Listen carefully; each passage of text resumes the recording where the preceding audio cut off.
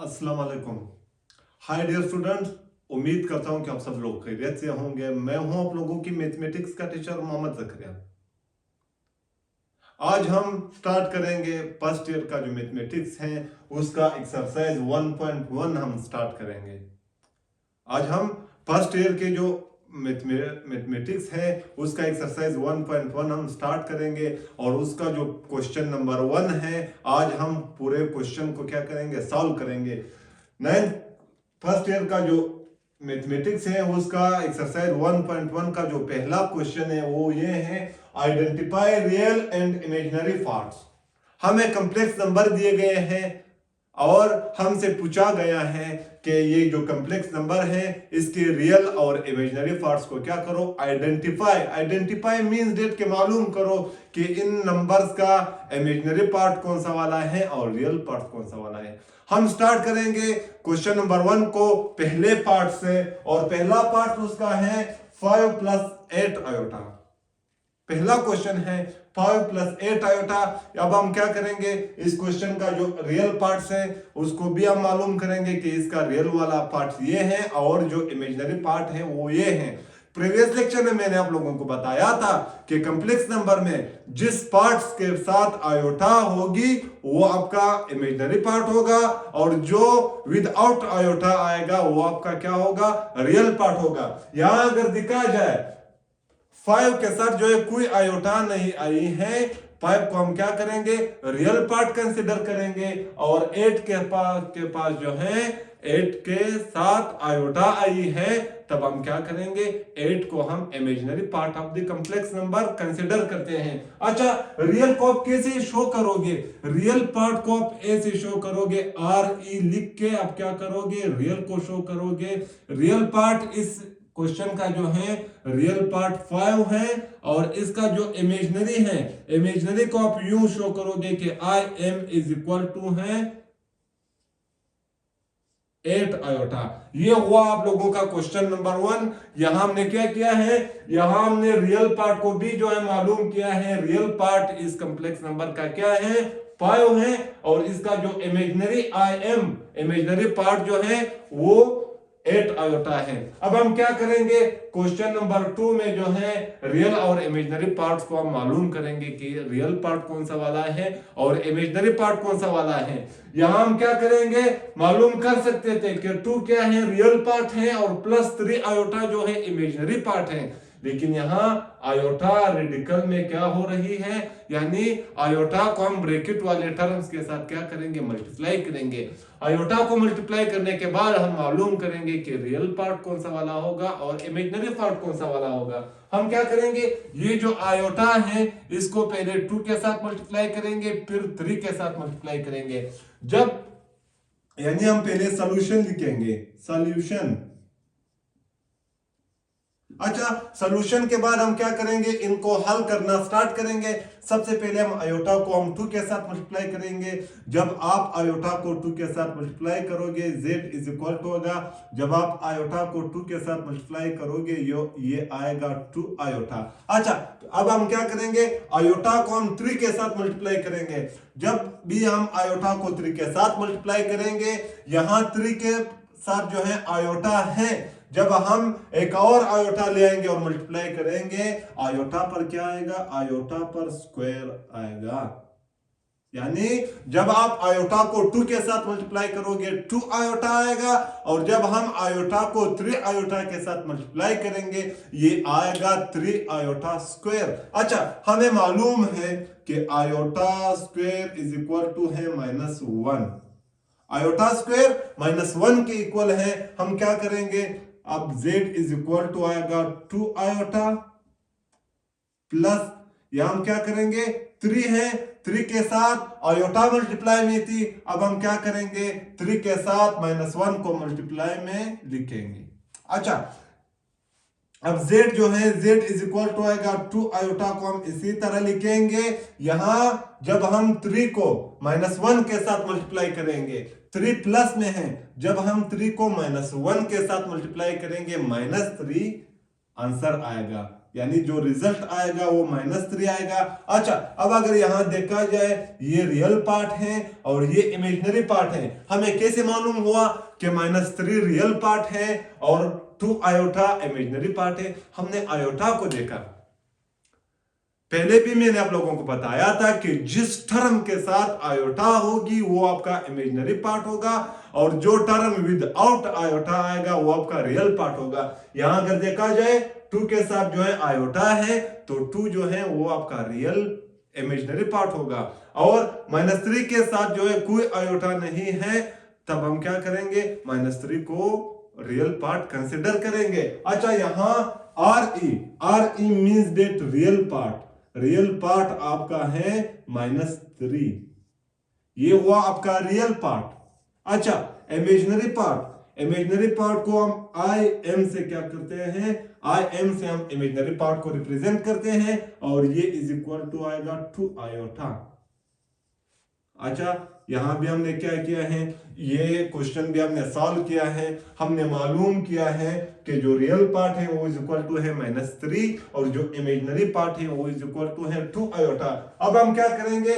Question number 3 के तरफ आएंगे और क्वेश्चन नंबर 3 को हम सॉल्व करेंगे और बता देंगे, आइडेंटिफाई करेंगे, मालूम करेंगे कि रियल टर्म कौन सा वाला है और इमेजिनरी पार्ट, यानी इन दो टर्म्स में से रियल पार्ट कौन सा है और इमेजिनरी पार्ट।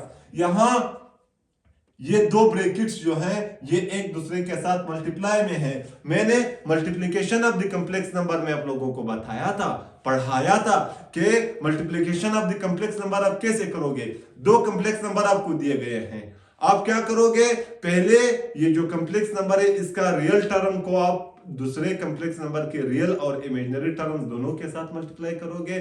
फिर आप क्या करोगे? ये जो Z1 का इमेजिनरी पार्ट है आपने क्या करना होगा? उसको भी Z2 के इमेजिनरी और रियल पार्ट के साथ आपने मल्टीप्लाई करना होगा।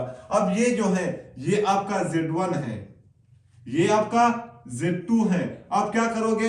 7 को इन दोनों के साथ मल्टीप्लाई करोगे, फिर 8 आयोटा को क्या करोगे? इन दोनों के साथ मल्टीप्लाई करोगे, यानी 7 को 1 प्लस आयोटा के साथ मल्टीप्लाई करोगे, फिर -8 को 1 प्लस आयोटा के साथ क्या करोगे? मल्टीप्लाई करोगे। अच्छा, जब हम 7 को 1 के साथ मल्टीप्लाई करेंगे आंसर हमें मिलेगा 1।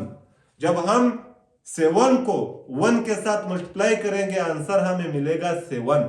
अच्छा, जब हम 7 को क्या करेंगे? आयोटा के साथ मल्टीप्लाई करेंगे, हमें आंसर मिलेगा +7 आयोटा, +7 आयोटा। अच्छा, अब हम क्या करेंगे? -8 आयोटा को 1 के साथ मल्टीप्लाई करेंगे। जब आप -8 आयोटा को 1 के साथ मल्टीप्लाई करोगे आपको आंसर मिलेगा -8 आयोटा। अच्छा, अब हम क्या करेंगे? अब हम -8 आयोटा को आयोटा के साथ मल्टीप्लाई करेंगे। -8 आयोटा को जब आप आयोटा के साथ मल्टीप्लाई करोगे आपका रिजल्ट आएगा -8 आयोटा स्क्वायर। आपका रिजल्ट आएगा -8 आयोटा स्क्वायर। अच्छा, मैंने पहले आप लोगों को बताया था कि जो आयोटा स्क्वायर है, iota square is equal to है -1। अब हम क्या करेंगे? यहां -8 के साथ आयोटा स्क्वायर मल्टीप्लाई में है, हम -8 के साथ -1 को मल्टीप्लाई करेंगे, ये आएगा 7 प्लस 7 आयोटा -8 आयोटा। हम क्या करेंगे? -8 को इसी तरह हम लिखेंगे और यहां मल्टीप्लाई करेंगे इसको -1 के साथ। अच्छा, 7 को हम इसी तरह लिखेंगे कि 7 आया, यहां क्या है? 7 आयोटा है। जब आप 7 आयोटा से सब्सट्रैक्ट करोगे 8 आयोटा को, यानी आपके पास जो है 7 आयोटा है, आपने उससे सब्सट्रैक्ट किया है कितने को? -8 आयोटा को, आपके साथ बचेगी -1 आयोटा। यानी जब हम क्या करेंगे? 7 आयोटा से 8 आयोटा को सब्सट्रैक्ट करेंगे हमें रिजल्ट मिलेगा माइनस आयोटा। सिर्फ एक आयोटा आएगी और माइनस में आएगी। अब हम क्या करेंगे? -8 को हम मल्टीप्लाई करेंगे -1 से। मैथमेटिक्स का एक रूल है कि जब आप दो नेगेटिव टर्म्स को एक दूसरे के साथ मल्टीप्लाई करोगे रिजल्ट पॉजिटिव में आएगा। यानी जब आप दो माइनस टर्म को एक दूसरे के साथ मल्टीप्लाई करोगे आपको जो रिजल्ट मिलेगा वो प्लस में होगा। यहां -8 है और -1 है, जब हम इन दोनों को मल्टीप्लाई करेंगे हमें आंसर मिलेगा +8। हमें आंसर मिलेगा +8। ये आया 7 माइनस आयोटा +8। अच्छा, अब हम क्या करेंगे? अब हम रियल और इमेजिनरी पार्ट को मालूम करेंगे। अच्छा, यहां क्या है? 8 है, यहां 7 है। जब हम 7 में 8 को प्लस करते हैं हमें आंसर मिलेगा 15। जब हम क्या करते हैं, यानी जब हम 7 में 8 को प्लस करेंगे हमें आंसर मिलेगा 15। यहां मैंने 15 लिखा है और 15 के बाद मैं लिखूंगा माइनस आयोटा। अच्छा, अब हम इसका जो रियल पार्ट है उसे भी मालूम करेंगे और जो इमेजिनरी पार्ट है उसे भी मालूम करेंगे। रियल पार्ट इसका इज इक्वल टू आएगा 15। मैंने 15 को क्यों रियल पार्ट कंसीडर किया? क्योंकि 15 के आगे पीछे कोई आयोटा नहीं है। यानी 15 के न आगे आयोटा है न पीछे आयोटा है। 15 जो है 15 जो है ये हमारा रियल पार्ट हुआ। और इमेजिनरी पार्ट IM से हम क्या करते हैं? इमेजिनरी पार्ट को रिप्रेजेंट करते हैं। इमेजिनरी पार्ट माइनस आयोटा है। ये है आप लोगों का इमेजिनरी और रियल पार्ट्स। अच्छा, ये क्वेश्चन नंबर 3 हुआ। अब हम क्या करेंगे? क्वेश्चन नंबर 4 को सॉल्व करेंगे। क्वेश्चन नंबर 4 को हम क्या करेंगे? सॉल्व करेंगे। अच्छा, क्वेश्चन नंबर 4 को हम कैसे सॉल्व करेंगे और इसका सॉल्यूशन जो है, इसका हल करना बहुत आसान है। कैसे आसान है? यहां अगर देखा जाए ये पूरा टर्म क्या है? ये रियल टर्म है। क्यों? क्योंकि इस पूरे टर्म के साथ कोई आयोटा नहीं आई है। और ये जो टर्म है ये आपका क्या है? इमेजिनरी टर्म है। मैं इसे लिखूंगा फिर से कि 3/2 z complex number is equal to है 3/2 -7/3 आयोटा। अच्छा, यहां 3/2 यानी 3/2 के साथ कोई आयोटा नहीं है। सो ये हमारा रियल टर्म हुआ। रियल टर्म क्या हुआ? 3/2।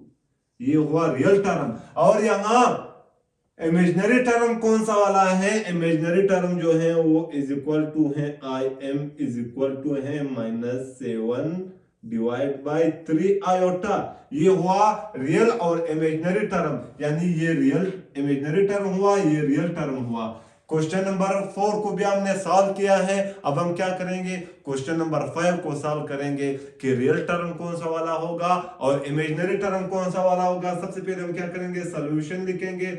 सॉल्यूशन के बाद हम लिखेंगे कि z इज इक्वल टू है 2 -18 आयोटा। 2 -18 आयोटा। अच्छा, यहां अगर देखा जाए 2 रेडिकल जो है ये आप लोगों का रियल टर्म है, रियल पार्ट है। क्यों? क्योंकि 2 रेडिकल पर जो है कोई आयोटा नहीं है। 2 रेडिकल के साथ कोई आयोटा नहीं है। सो 2 रेडिकल हुआ आपका real term is equal to हुआ radical 2। Real term is equal to है रेडिकल 2। और यहां इमेजिनरी टर्म IM जो है वो इज इक्वल टू है -18 आयोटा। यहां पर हम पहुंच गए क्वेश्चन नंबर 1 के इख्तिताम पर। कल हम क्वेश्चन नंबर 2 को सॉल्व करेंगे। यहां पर हुआ हमारे आज का लेक्चर का दी एंड। हमारे साथ रहिए, हमें अपने दुआ में याद रखें। कल तक के लिए खुदा हाफिज।